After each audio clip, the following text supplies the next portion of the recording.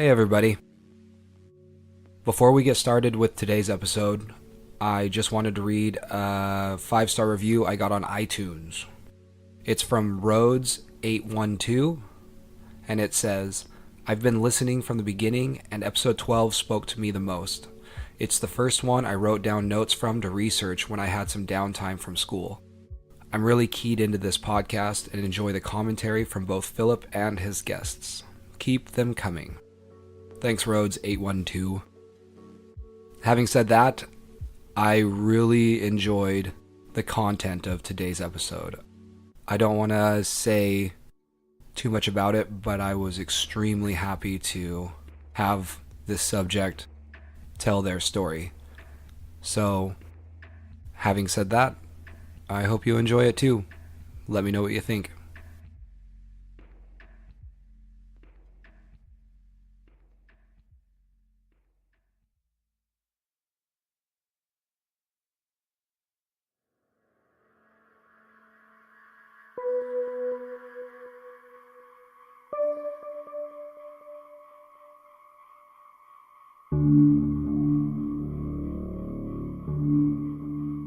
I grew up in North Alabama. I'm in my mid-30s. I'm currently in graduate school working on my master's degree. And I was in the military. I was in the submarine service. And my life right now mainly involves me and my girlfriend and her children. I guess any other way to describe myself, I don't know. I've lived like several places throughout the United States, but where I currently reside is my home, and I've been back here for about a year. So,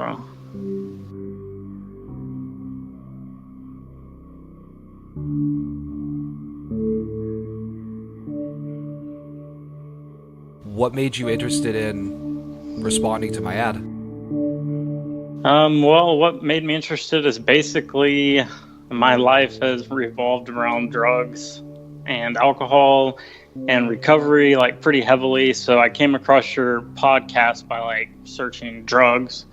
I listen to a lot of true crime podcasts, but that gets kind of dark sometimes. So that's how I found your podcast, and I basically was interested in it because kind of like on the last episode I listened to, you talked about a guy like leaving a comment like it wasn't like centered around recovery, and I kind of like that aspect of it too. So I just wanted to share like my experiences with alcohol and drugs, like with someone who I don't really know what the word for it is, but you seem like, I don't know, you just seem pretty like open and not like judgmental that like this is either a good thing or a bad thing. You know what I'm saying? Psychotropic presents Craig.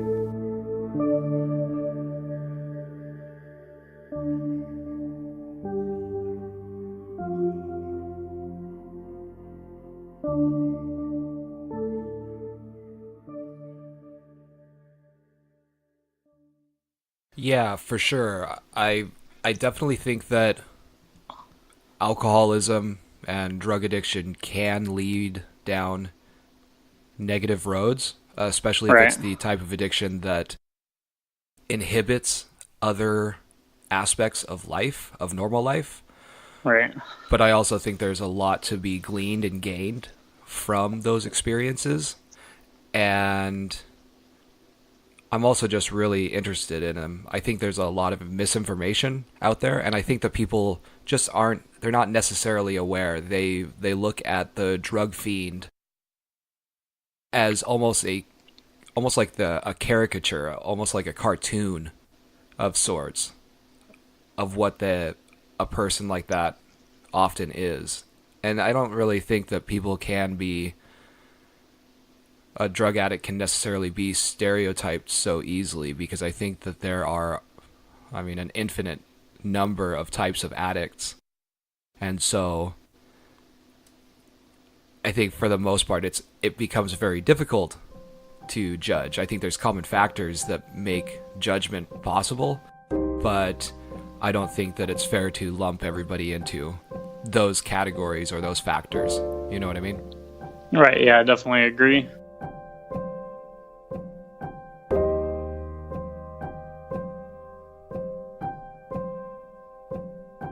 So it kind of sounds like you have experience with alcohol, or maybe you've had your issues with alcohol or substance use. Is that correct? Right. Yeah, I would say that like the majority of my substance use has inhibited my life, you know? But then there are these I guess I'll get to it, but like there's these other aspects of it that like I have had like these brief like moments of like positive experiences with it. I mean, do you want me to just How about where do you want me to start? Start from the beginning. So I think that it sounds like you probably have a specific substance or a set of substances in mind. Right. If you could try to pinpoint where it all began and then go from there. All right.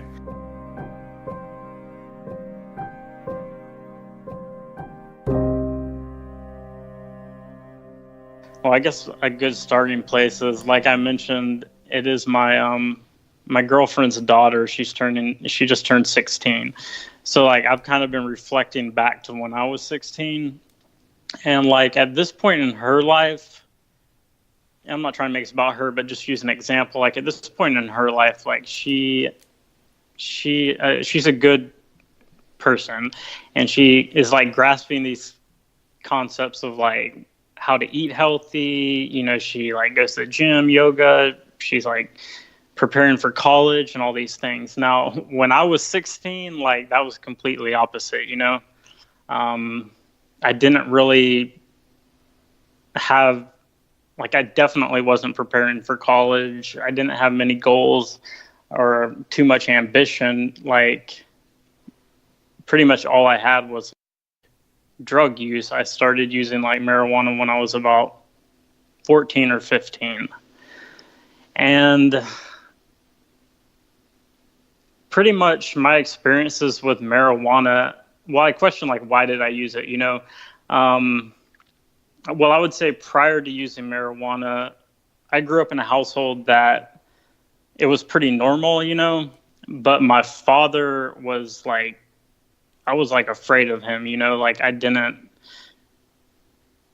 like he had all control, you know, and I felt really powerless in my household and things like that. And like any chance that I had to get away, like before I used drugs, I acted out by like vandalizing stuff, you know, and looking back, I think it was like me kind of feeling like, you know, I had some sort of power where I didn't feel I had like in my household, you know what I mean? Yeah, yeah. And, well, eventually the first drug I used was marijuana. And when I used it, I remember, well, basically what happened was a friend of mine, he came to me and he said, "Hey, last night when you saw me, could you tell I was like high?" And I was like, "No." And he was like telling me how he tried marijuana. And at that point, like, I guess up until that point in my life, you know, my perception of drugs was like, this is a bad thing. I didn't know what drugs would do to me, but like I couldn't tell he was on anything. And so like all of a sudden I thought like everyone's been lying to me, you know? And like I had this strong desire to want to do it. And so I did it, and I liked it.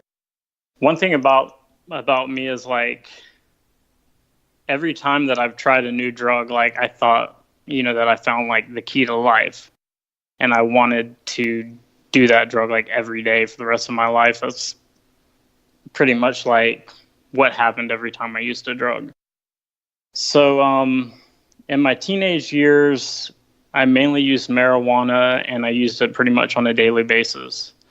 Eventually I used hallucinogens. I used a lot of ecstasy, and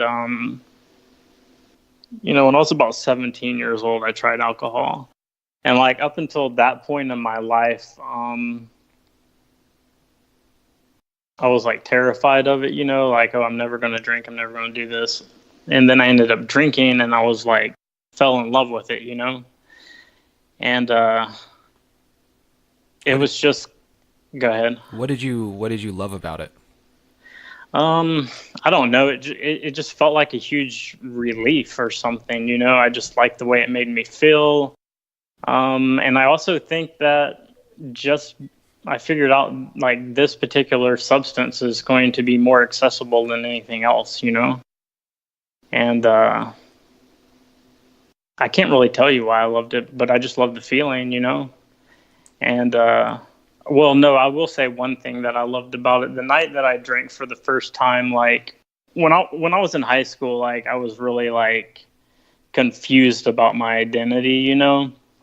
Like I didn't really like I was always searching for like some place to fit in. Like I was either like trying to hang out with the skater kids or like the more like gangster kids or ravers or jocks or whatever. I was always kind of like trying to find a place to fit. And when I tried alcohol that particular night, I was with like 3 guys, and these were all like sports stars of our school. And I remember that next morning, like they were all, or just even when we were drinking, they were puking, vomiting, and all this stuff. And like I wasn't. And I thought, man, like, I just kind of felt like I found my thing, if that makes sense. And, that next day after I drank, man, I was just like, I want to do this every day, and I want to do it like every day for the rest of my life. And that's kind of what I sought out to do for a good portion of my life.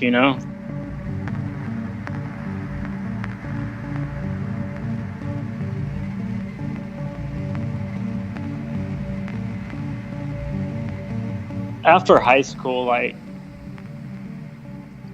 I ended up going to the military, and like looking back on those days, are you familiar with like cognitive behavioral therapy? A little bit. Can you describe it? Cognitive behavioral therapy, it's like the way that it's been described to me is like people have these, they call them cognitive distortions, and it's basically like negative thought patterns where people like they tend to catastrophize things, or they jump to conclusions, and it basically just gives like these really distorted people just create these stories in their minds and have these like distorted thoughts, and that lead to like negative emotions and things like that. Well, one thing that was happening in my teenage years that I didn't realize is like I was probably like inhibiting my my thought process a lot. Like my thought process was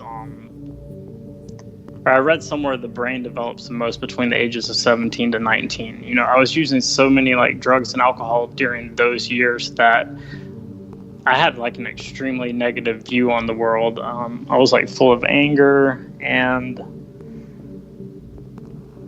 yeah, my thought process was kind of messed up because of drugs and alcohol. But when I went to I joined the military when I was 19 years old, and I ended up going into the Navy. I was in the submarine service, and do you know anything about submarines or anything? No. The only thing I've heard about submarines are related to nuclear submarines, and the idea that there's 2 people in a room, they both have guns, and if they're given the order to launch a nuclear missile, and if one doesn't want to follow through with the order, the other one is supposed to shoot them. I don't even know if that's true, but All right. Yeah, I don't know. I've never heard that myself.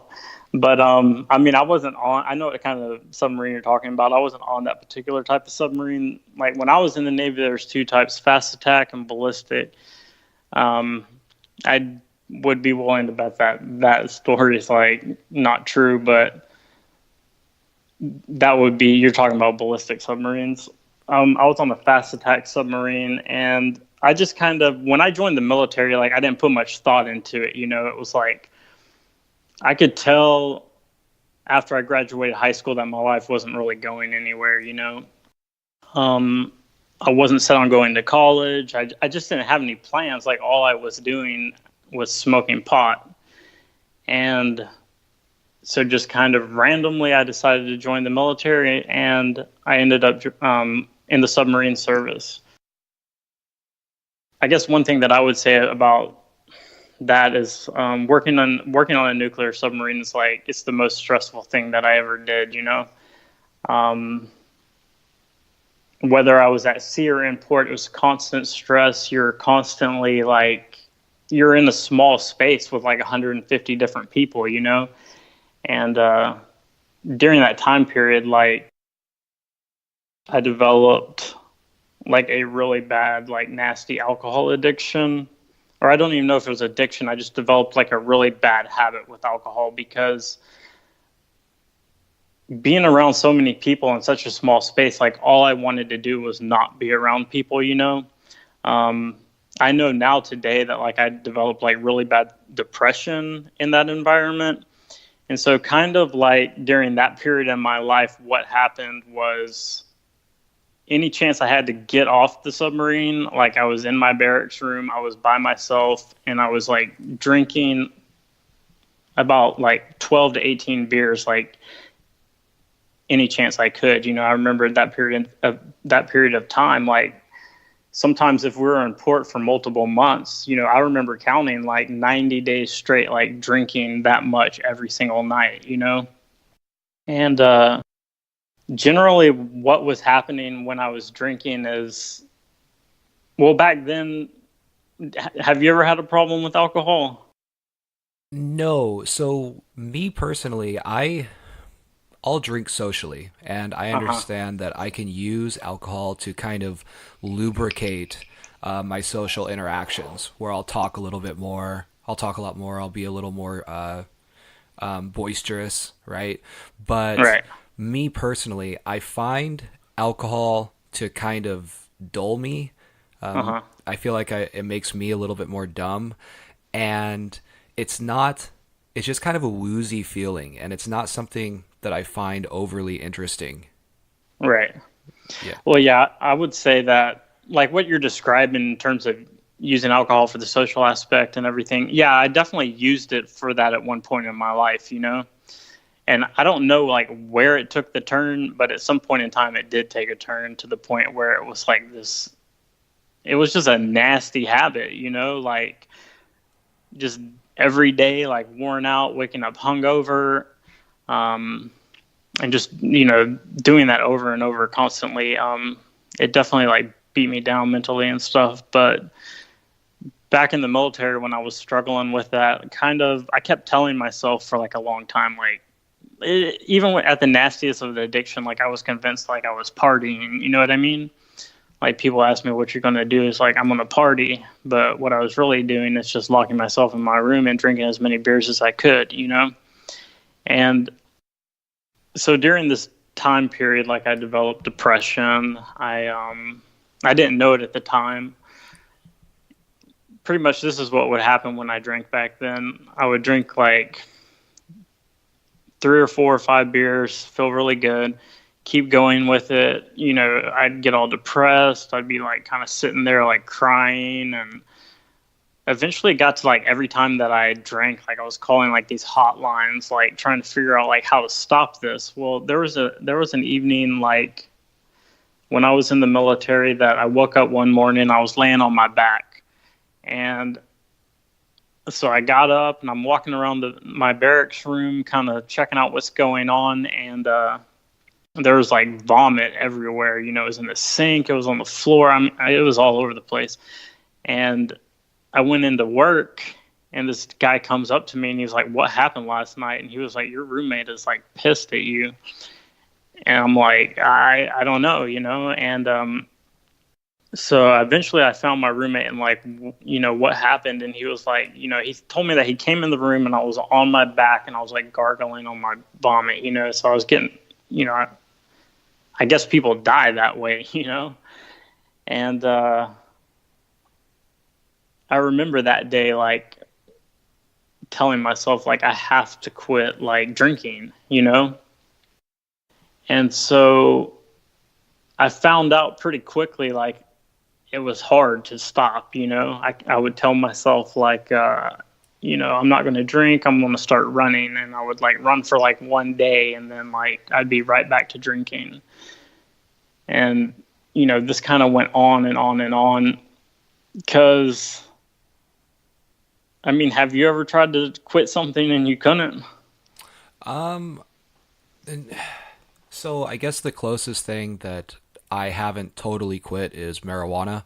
Mm-hmm. There was a time when I was in college where I was using every evening and Right. I didn't like it, and I remember having difficulty stopping that. I would tell myself while I was high in the evening, I would tell myself, okay, this is the last time. If you are going to continue to use, you're only going to use once every couple weeks, right? Right. And then the next morning, I would feel fine. Like I'd be like, okay, this is the start, right? And then that evening would come around and say I had accomplished something that day, or nothing, I didn't accomplish anything. I would in the evening be like, you know what, you were stoned, you don't really mean that, you enjoy smoking marijuana, there's nothing wrong with doing it in the evenings, at least you're not a wake and baker or something like that. And I would inevitably smoke again, and then right when I got high, I would be like, what did I do? I told myself I wasn't going to do this. And Right. so so that went on for a time, and then I was able to kind of stop doing that. I'm not exactly sure how. I think it was just more willpower than anything else. And now I'm to a point where I do only use once a week or once every 2 weeks. And I'm okay with that because I do think there's benefits to it, but I think that it's easily abused. Like Right. you start to really like those benefits. You almost worship those benefits in a way, and you start to worship more than you should, I guess. Worship is a weird word, but I think that, at least in my case, it's kind of fitting. But the reason I have a hard time saying that I wasn't able to really stop anything is because I have had minor bouts of addiction, say with cigarettes. I smoked cigarettes for about 12 years. I was able to quit that. I had a minor addiction. I had a minor bout with cocaine, and I was able to kick that. But in all instances, they had a similar mindset of while I was high or while I was partaking, I would tell myself, okay, you got to stop this. And then the next day at some point, I'd be like, you're all right. There's nothing wrong with doing this. Right. Yeah, I mean, that's definitely, I guess I've had a very similar pattern with alcohol. Pretty much I've had a similar pattern like you're describing, like with every drug I've done. Like marijuana, I went through that. LSD, I went through that. Ecstasy, I went through that. Alcohol, I went through that. But yeah, like my first attempt to quit drinking, like I realized, like, this is not going to be easy, and eventually I just kind of was like, well, screw it, like I'm just going to keep drinking because it's easier to drink. But yeah, so that time I was found like in my vomit or whatever was my first attempt to quit. So one thing about being in the military, like I was able to drink like a 12-pack every day that we weren't at sea or whatever. And one reason for that is because like I didn't have any bills, like I had housing, like I had money coming in, but like, where I am in my life right now, like if I spend all of my money, like I can't pay my rent. You know what I mean? Does that make sense? Yeah, for sure. And when I got out of the military, I was like 23 years old. Like I said, I'm in my mid 30s now, but when I got out of the military at 23, I returned back home. And when I came back home, I brought back like this nasty addiction or nasty alcohol habit. I don't really like to say addiction because like I've never been like physically addicted to alcohol. It's just been entirely mentally, like there's this ritual that I have with alcohol that I guess you could say I'm addicted to it, but it's more like a habitual thing. You know what I mean? But anyway, so when I get out, like I'm continuing on this this like alcoholic thing, and I was enrolling in college. You know, I had my own apartment, I had a job, and I realized really quickly, like, I cannot continue to like live this way. Like, I can't drink every single day. But yet, even though I was feeling that way, like I was still having that struggle. Like I would get a day or something, or 2 days, and I would just keep doing it and doing it. I had a pretty good bit of money saved up when I got out of the military, so I did have a little bit of security. But anyways, there was a night when I got out of the military that, like, I went to a party with some friends. Before we got to the party, I was drinking, you know, getting drunk. And when we got to the party, there was a guy standing on the front porch of this house. And this was about, you know, maybe like a 30-minute drive from my apartment. And there's this guy standing on the porch, and he was holding a vial of LSD. And he was like, you know, do you want some acid? And so I took some. And so I remember taking the LSD, and then the next thing I remember, I was like standing in the bathroom with this guy that I know, and he had his hand open, and he had like a couple of blue Xanax footballs. Do you know what I'm talking about? I know Xanax, but I don't know the football thing. Okay, I think they're maybe like 0.5 milligram or something. But anyway, so he's like, "Here, take these," and so I took them. And then that was the last thing that I remember. The next thing I remember was just like all of a sudden, like I was just sitting in my apartment, and I was looking at the clock on my wall. And I haven't really ever had too many blackout moments, but that was definitely like one of them, you know?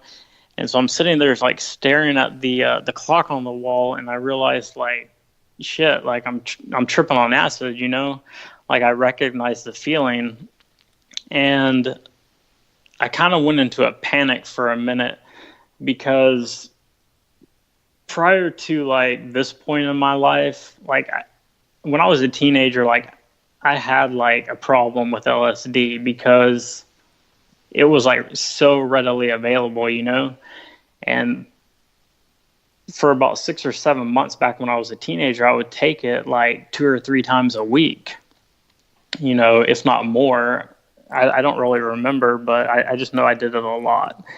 And back then when I did LSD, like I never had like, you know, I never like prepared for an LSD trip. I never had like, you know, like sat around looking at trippy stuff or anything. I just took it and tried to function normally. You know what I mean? And so in that moment, after I came out of that blackout, like I panicked because I told myself at some point in my life, like I was never going to use those drugs again, if that makes sense. So what happens is I'm sitting there, I'm staring at this clock, and there's this guy who I'm friends with, but like I'm not really friends with him. I just happened to we'd been hanging out for like maybe a month, you know. And he's sitting in the apartment, he's tripping on LSD, and this is the first time that he's ever done it, you know?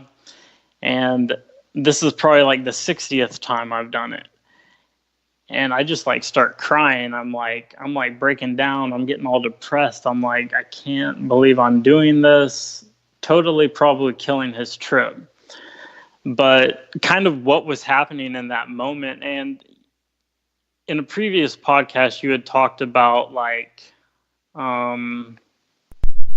this lady who wrote a book, and she was taking LSD, and it was like doing her, like, it was like benefiting her. Do you know what I'm talking about? I'm trying to think which it was a previous one. Yeah. I think it was the first episode. It might have been the very first episode.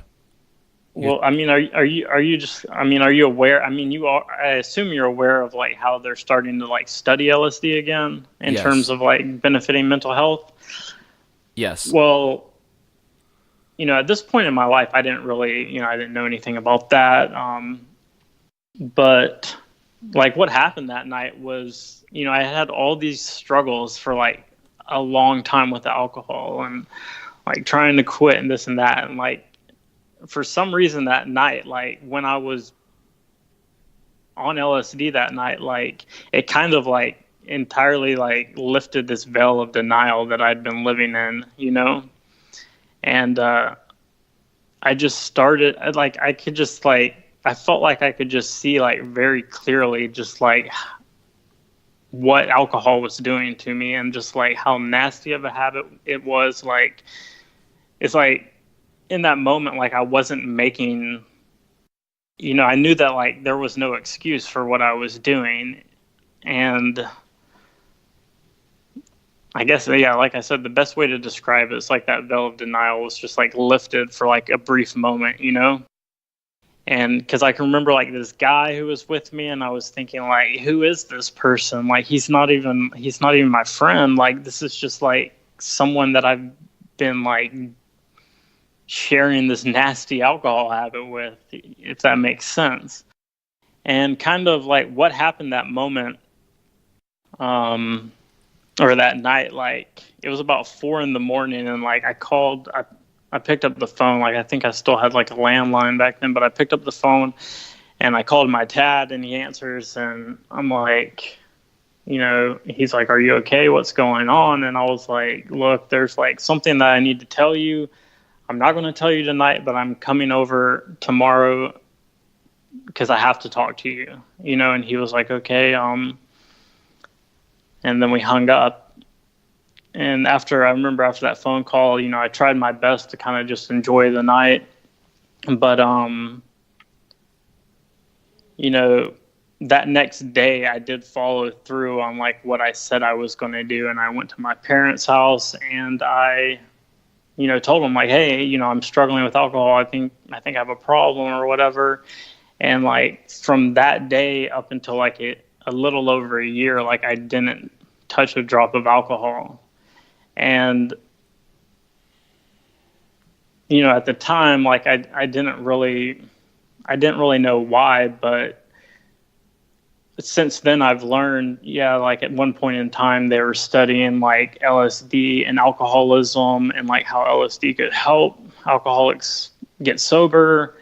And then this whole stuff going on with LSD and mental health, and like, I don't know, like looking back, like I attribute me being able to stop for a little over a year to that experience I had on LSD.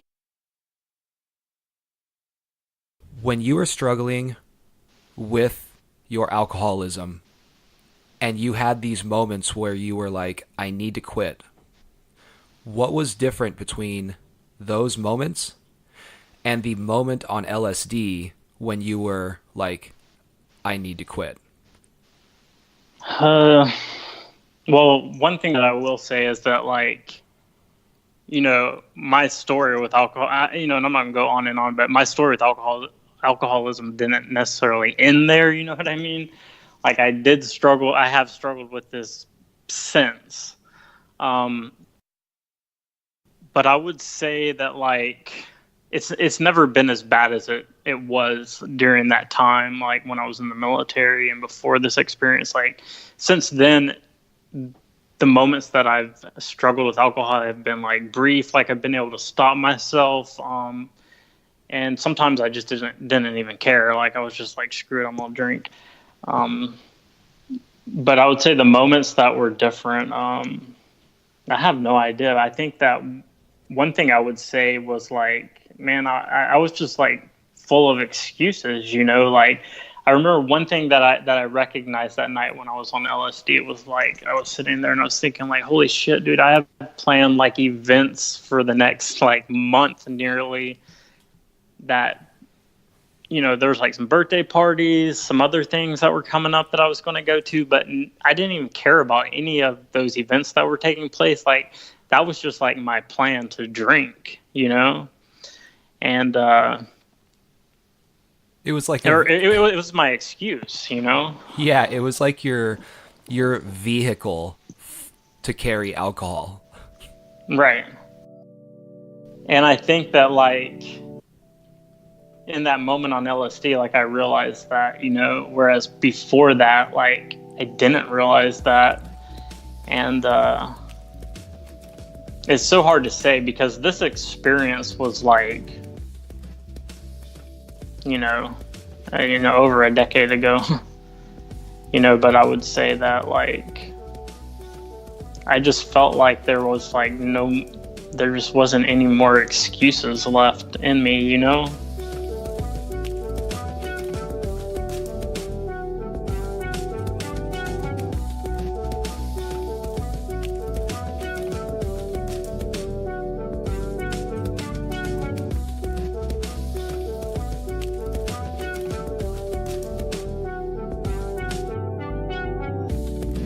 This episode was produced by me, Philip Johnson.